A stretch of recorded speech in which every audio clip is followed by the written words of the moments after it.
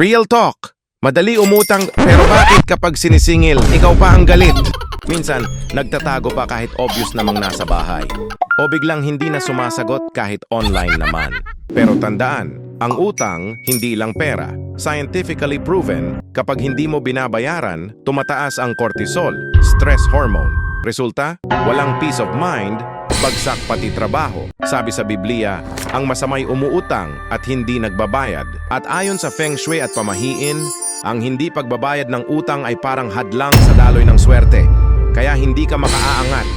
Hindi lang ito usapang pera, kundi dignidad at pananagutan. Kaya kung may utang ka, huwag kang magtago. Kahit paunti-unti, bayaran mo. Doon nagsisimula ang respeto at dangal.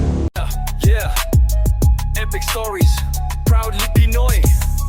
Ito ang Epic Pinoy TV.